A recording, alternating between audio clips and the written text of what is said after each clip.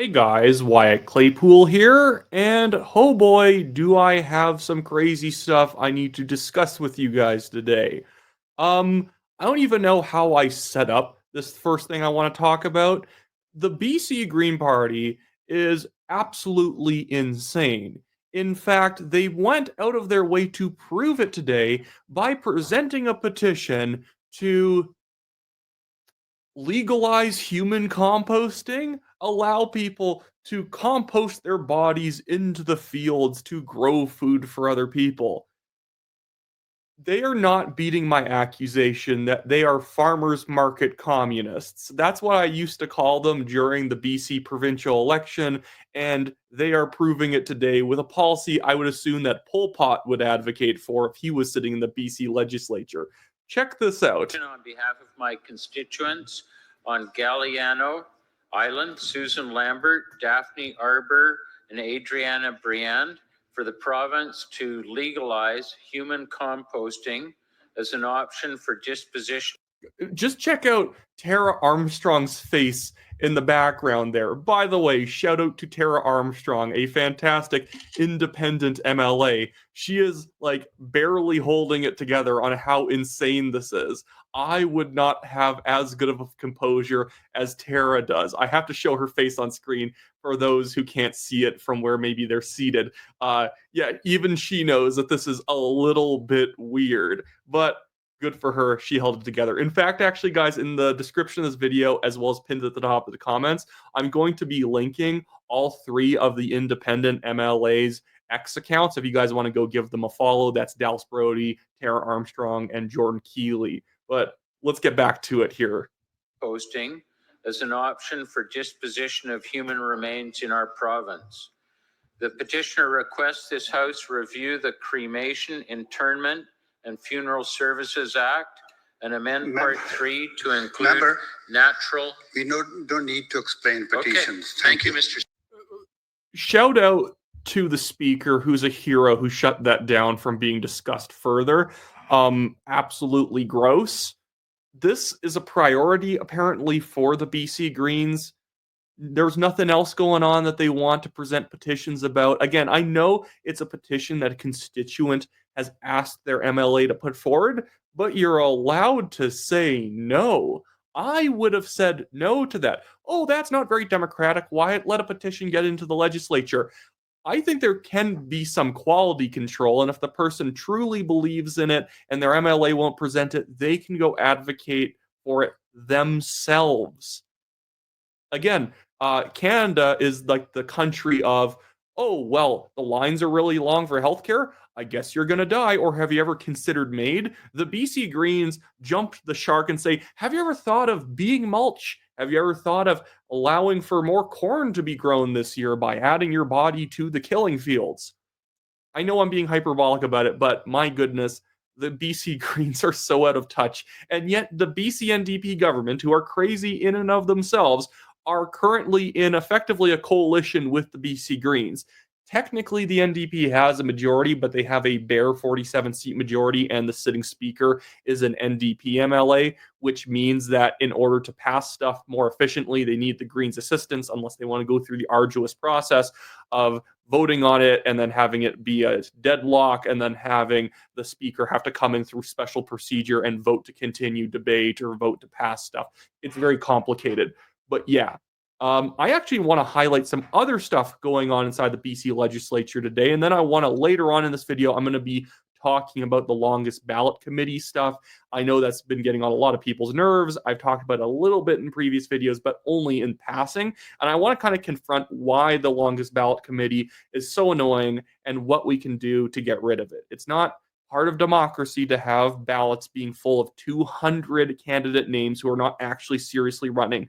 We actually would like our system to be focused on real decision making, to be focused on real candidates who actually have a vision for the country, not people who want to get their 2 votes just to mess around with our democracy.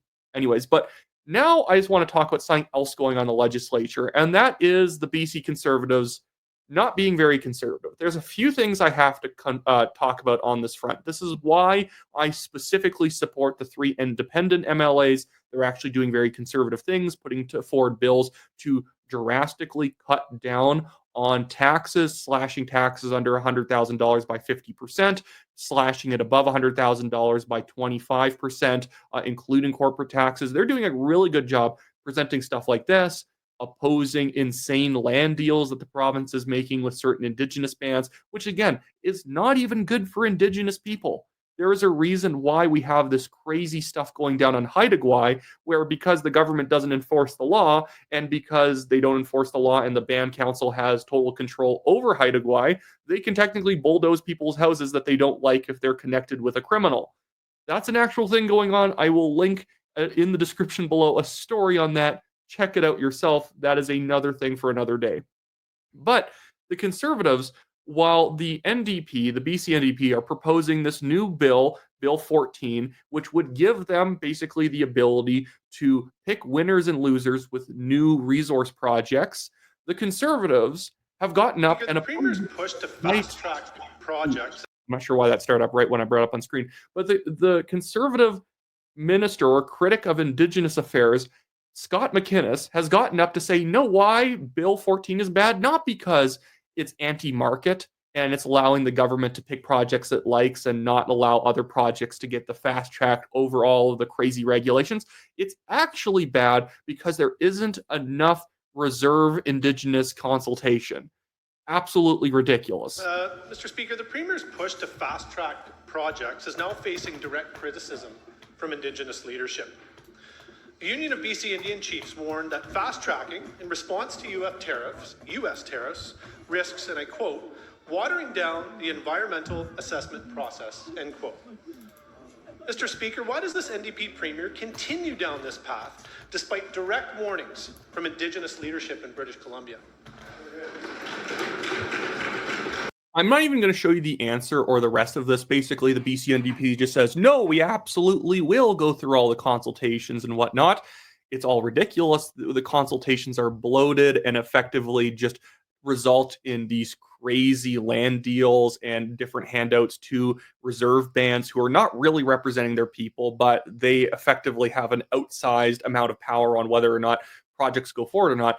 And imagine a conservative MLA gets up and says, why aren't we making the process more arduous? Why aren't we even more identity politics based when it comes to whether resource projects go forward or not?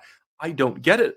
I don't understand what's going on with the BC Conservatives. But now I have another story about the BC Conservatives. And don't worry, one day I'm going to be tackling the BC NDP government full force on all these issues. All of their bills, Bill 7, Bill 14. I think there's also Bill 15. It's all a bunch of power grab bills. Even the BC Greens oppose it, although, again, those guys are in favor of mulching human bodies.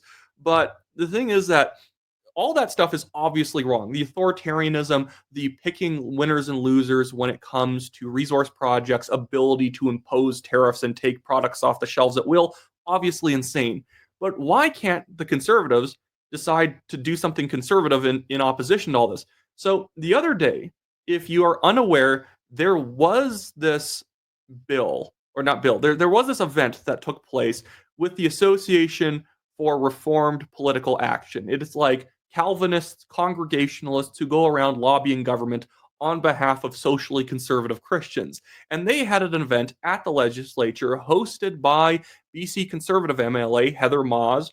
I'm very happy she did. This is a good event to have. They came to talk about MAID and they came to talk about pro-life issues and whatnot, except that you can't do this when Eleanor Sturko, the BC Conservative critic for, I think, public safety or whatever, you can't do this when she's in charge of the caucus, apparently.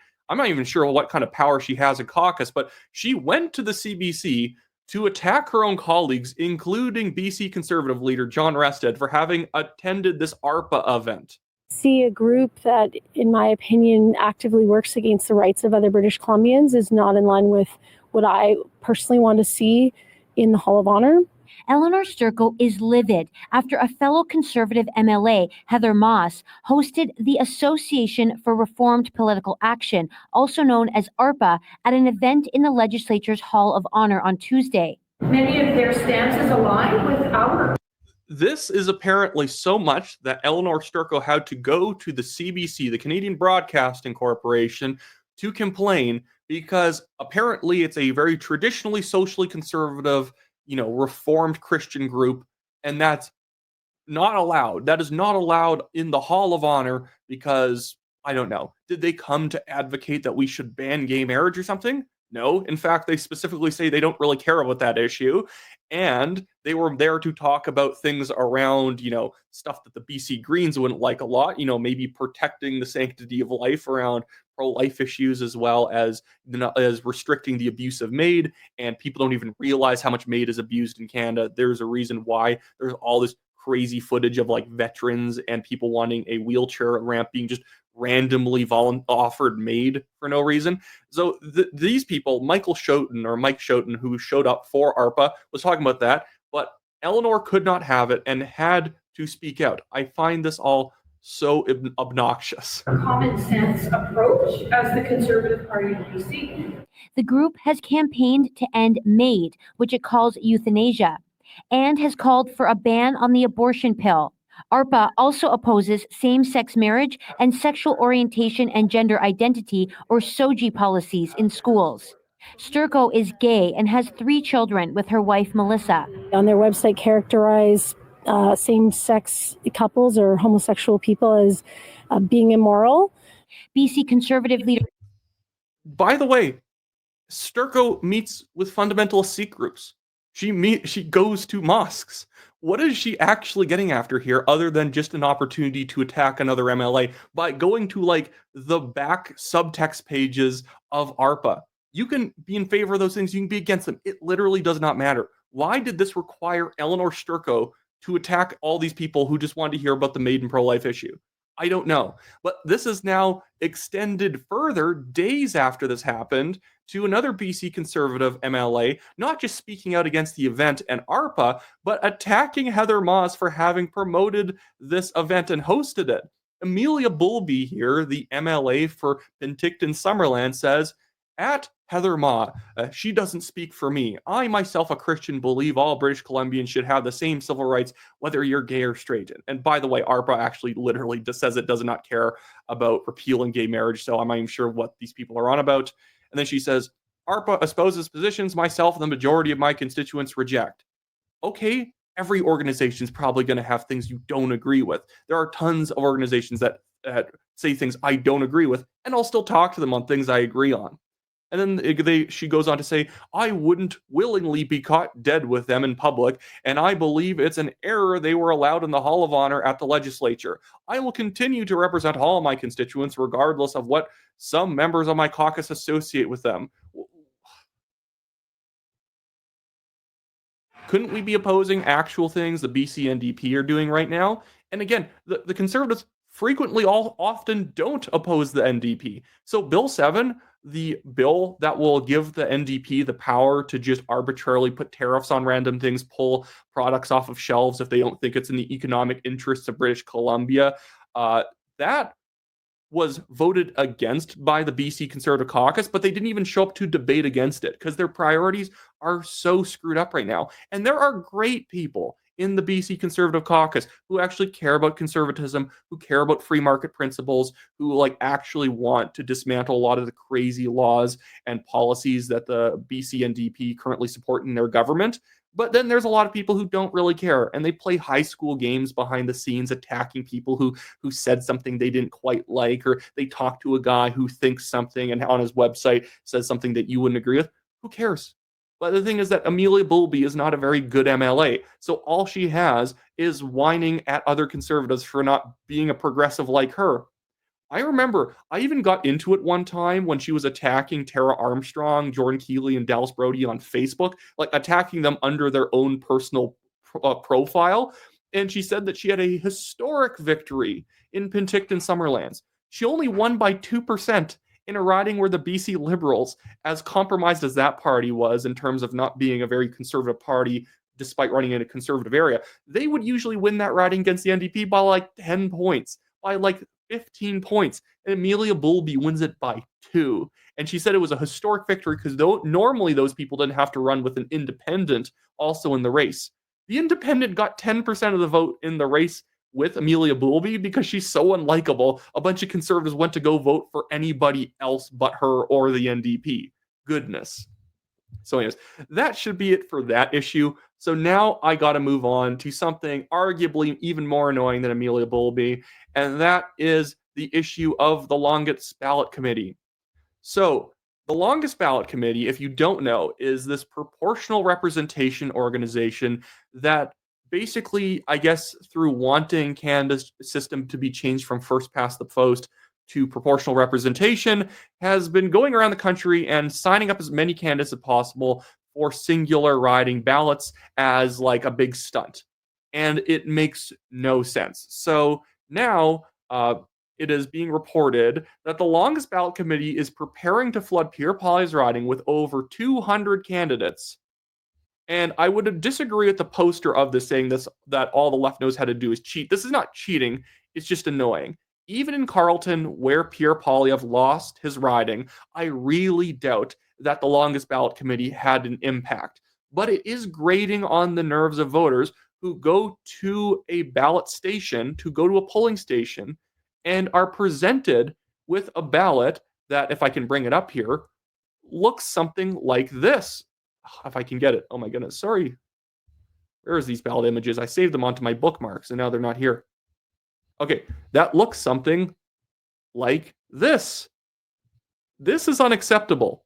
Anyone who thinks that this is reasonable is out to lunch. Or if you think that this is somehow forwarding the idea of proportional representation, you're out to lunch.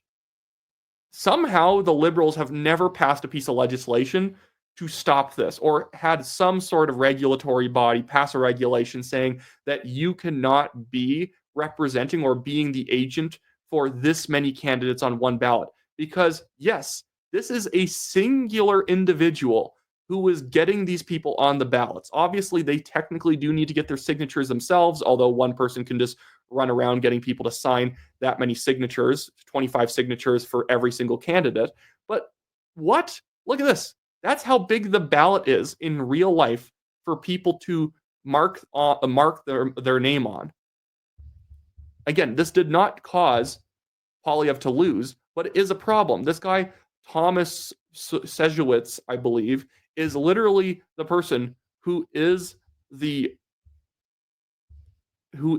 agent for every single one of these candidates.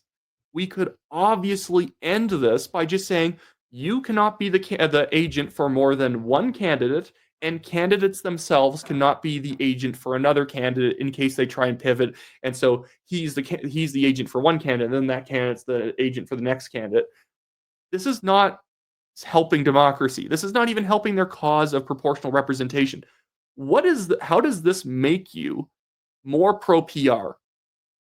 If anything, it shows the flaw of PR, as I pointed out in a post I made today, saying, well, what they're actually doing is annoying people by showing them how annoying having too many names on a ballot can be. We really should be trying to boil down our electoral system to basically 4 or 5 serious party candidates, maybe a couple of independents. Most of the time, independents aren't serious, but sometimes they are, and they actually do have an impact on the race, or they even sometimes win in the cases of someone like Jody Wilson-Raybould or Bobby Ann Brady on a provincial level in Ontario. Proportional representation will not solve the problems of the country, by the way. I don't understand why people love proportional representation so much. I like first past the post because I want the people governing the country to have a coherently large portion of the population who endorse their vision. Even if it's 42% of the population, and that's what you need to get elected into a majority government, if the next best party only had 25%, fair enough. There's really not a coherent vision that enough people can really agree on that would justify not having that 42% govern for a bit. That's the nice thing with first past the post. You get coherent majority governments, or sometimes minority governments, although usually they're much more stable than in proportional representation systems.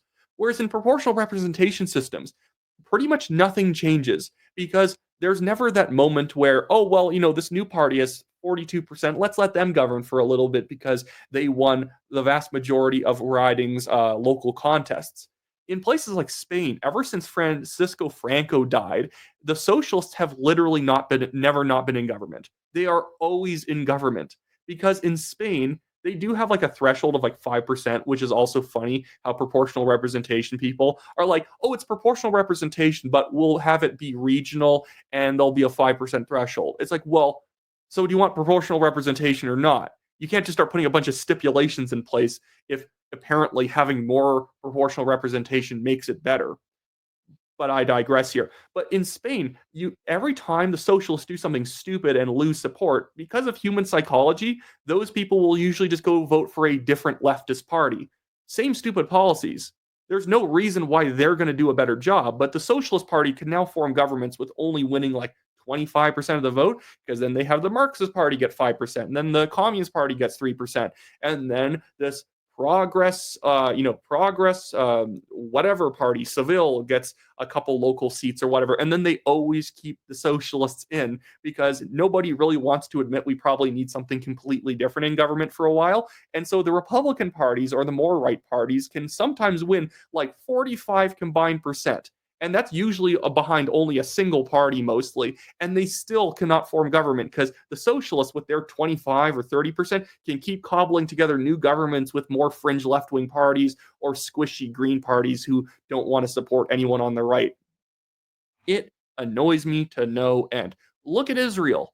Look at the Netherlands. Look at Spain. Proportional representation is not the utopia you think it is because nothing gets done because people just start basically supporting parties or like governments end up forming coalitions out of reluctant opposition to others rather than because we all believe in something like real that we want to do. That's my rant on proportional representation. The longest ballot committee needs to be shut down. This is ridiculous. We have this Thomas guy putting so many people on the ballot, and it's just allowed. We don't consider this to be an illegitimate way of engaging in the electoral system, which it absolutely should be considered illegitimate. Nothing about this screams seriousness.